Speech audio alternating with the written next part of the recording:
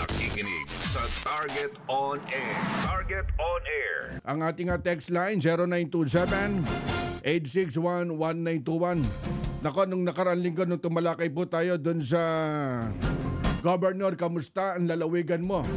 At may mga nakausap po tayo taga Abra Province at gusto mo nilang mapakinggan ang kanilang governor, kumbaga ano ba yung mga activity, ano po yung mga programa. Eto, nasa linya ng ating komunikasyon si Governor Dominic Valera ng Abra Province. Governor Dominic, magandang umaga po.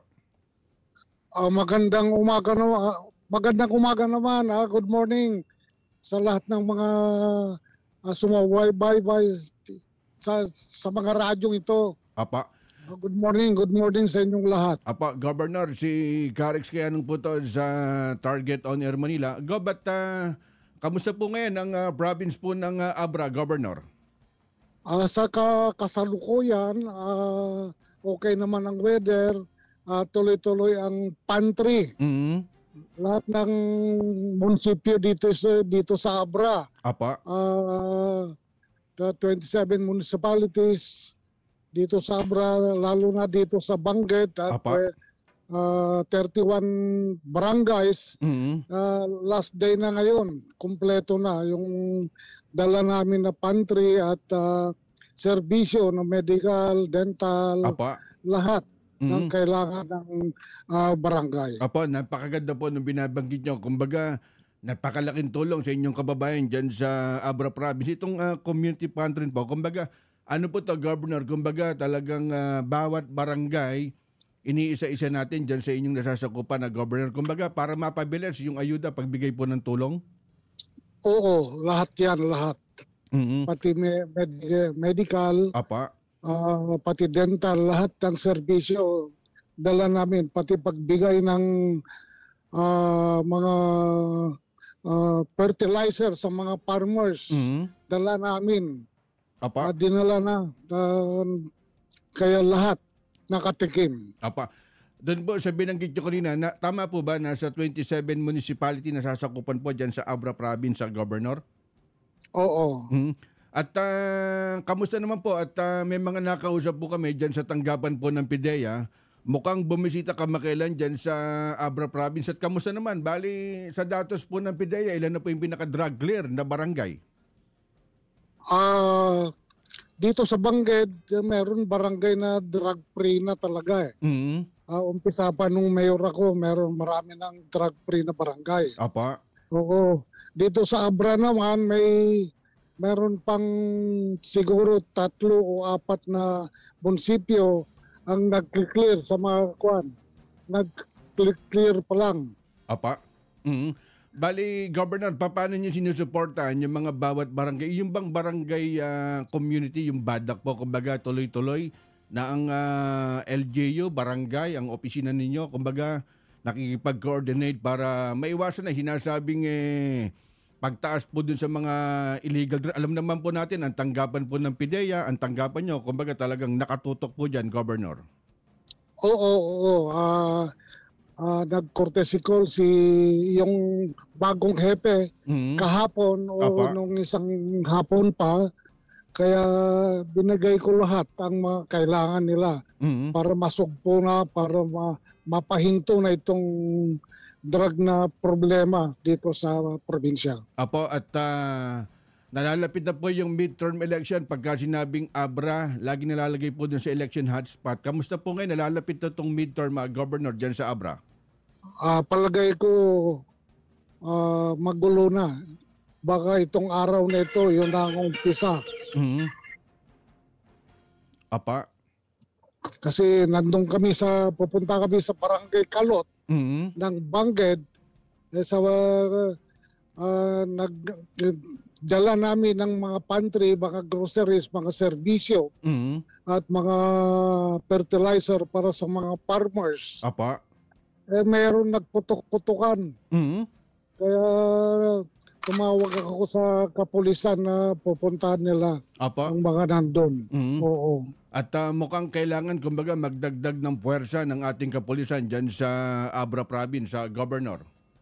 Oo. Yun ang dapat. Bukod po dun sa community pantry, ano pa po yung mga programa po natin dyan sa Abra, Governor? Lahat na ng kung ano ang kailangan ng munisipyo, kung ano ang kailangan ng barangay, yun ang inaasikaso namin, yun ang inunahan namin. Apa? Lalo na sa mga nagkakasakit, dala namin yung ambulansya na para matignan na kagaya po dun, Governor, maiba tayo. Yung tulong po ng national government, napakabilis po ngayon ang asiste, yung bagong Pilipinas, yung kagaya po dun sa DSWD, yung AX, yung financial assistant, at yan ba'y naibababa dyan sa Abra Province? Kumbaga, mas higit na makinabang ang inyong kababayan, Governor? Lahat ng mga kawawa, lalo na sa 4-piece, nakarating na lahat. Apa. Kaya nagte-thank you na sila kay Presidente at saka si Secretary Gatchalian. Apa. Governor, kagaya po dun sa sektor po ng turismo, alam naman natin napakarami na nakatagong paraiso dyan sa Abra Province. Kayo na nga mismo mag-inganyo? Oo, meron na. Marami nang dumarating kahapon pa itong month na ito doon sa Kaparkan Falls. Apa. Kailang dito sa amin kulang ng hotel. Oo, kulang ng hotel dito. Gusto man lang matulog dito, wala naman hotel kaya pupunta sila sa Ilocos Sur, La Union. Oo. Saka isa pang dala namin serbisyo ngayon yung lahat ng Abreño. Meron kami binigay na 50,000 para sa kalusugan, pagbayad nila sa hospital. Lahat ng Abreño. Lahat ng pamilya ng probinsya. Nako, napakalaking tulong po niyan. May bankard dyan.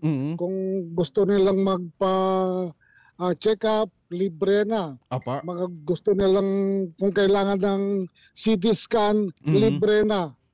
Lahat ng doktor, serbisyo ng doktor, kami nang bahala. Apa, kumbaga halos lahat kompleto na pinagkakaloob na inyong tanggapan. May mga pagkakataon, minsan umikot kami dyan sa Abra Province, Governor, at imbis na pumunta pala yung inyong kababayan sa inyong opisina, para bang kayo mismo nagdo-door to door, pinupuntahan yung inyong kababayan at inilalapit nyo po yung serbisyo. Ito po ba'y tuloy-tuloy na ginagawa natin, Governor? Tuloy-tuloy hanggang ngayon. Kaya ako nasa labas papunta sa Barangay Kalot ng Bangged. Apa? Oo. Kaya nasa way pa lang ako, kaya putol-putol ang linya natin. Pero malinaw po at klarong-klaro po namin kayo napapakinggan dito sa Manila. Kamusta po, Governor, yung yung farm to market road dyan sa Abra Province? Almost lahat tapos na. Ang ginagawa na ngayon yung road to my house. Apa? Yung road to my house, from road to your house, sinisemento na namin. Kaya tuwang-tuwa ang mga tao. Kumbaga napapabilis yung ekonomiya dun sa Abra Province. Oo. Okay, ang kulang na lang. Ang kulang na lang dito yung kung pwede magkaroon din ng paliparan dito. Para papuntang Manila, madali lang. Tama pa. Siguro po nakikinig sa atin ang tanggapan po ni Secretary Cheloy Garapil ng Presidential Communication Office at mas maganda po yan. Kumbaga, para mapabilis ang sektor ng turismo. Kumbaga, yung mga local and foreign tourists bisitahin ang Abra Province sa Governor. Oo. Sana nga, kumbaga, sa susunod na election maging safe ang Abra Province. Alam naman natin, lagi nasa election hotspot. Ano ba problema dyan sa Abra? Talagang ganun na Parang yun na ang nagisnan namin. Umpisa noon pa. Apa? Walang pwedeng mag-uusap kundi may kasamang tutukan. Kumbaga nakagisnan na kapag eleksyon. Oo. Gob, panghuli na lang, kamusta ang relasyon ng Bernos at Valera sa Abra? Yun na siguro, baka ito na ang time ng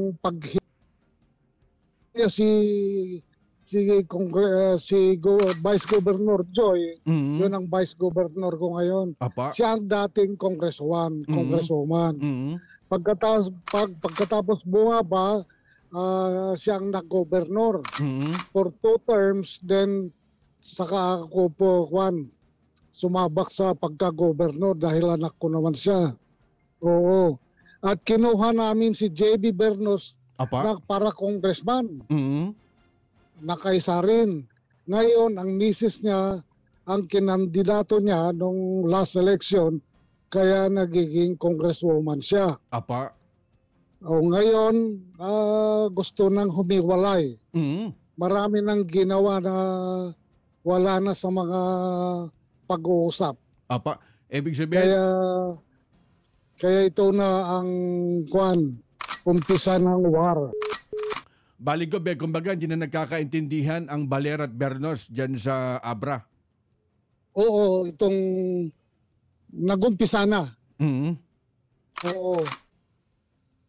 Bali, sino makakalaban yung gobernador dyan sa next year po, midterm?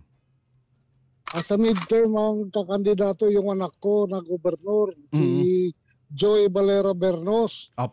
Ang asawa noon, kapatid ni J.B. Bernos, na eldest son ni Juan.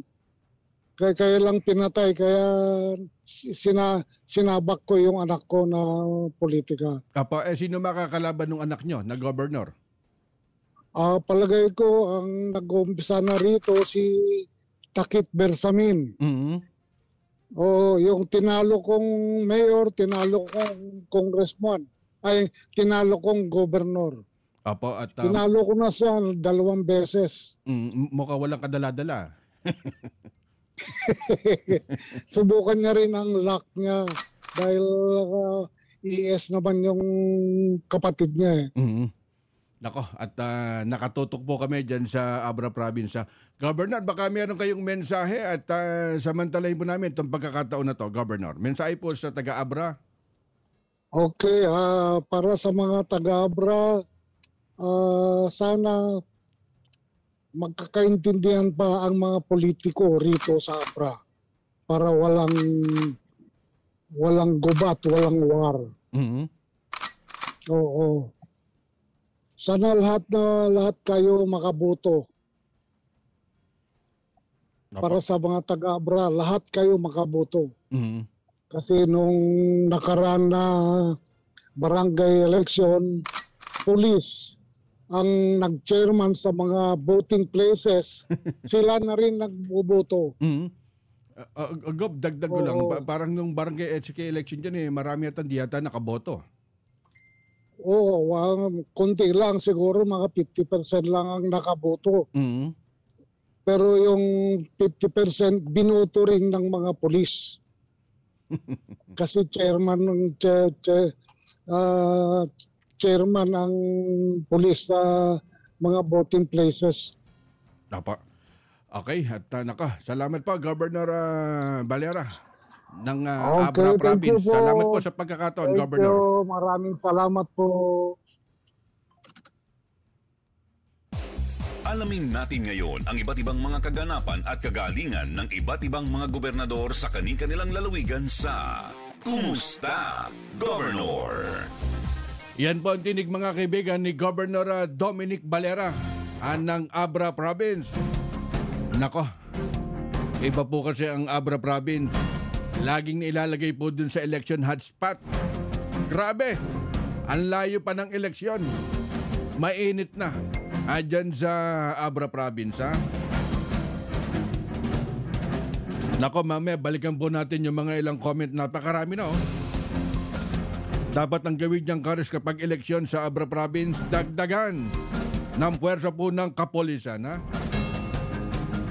Mamaya po, balikan po natin yung mga ilang comment, Kayo'y nakikinig sa Target On Air. Target On Air.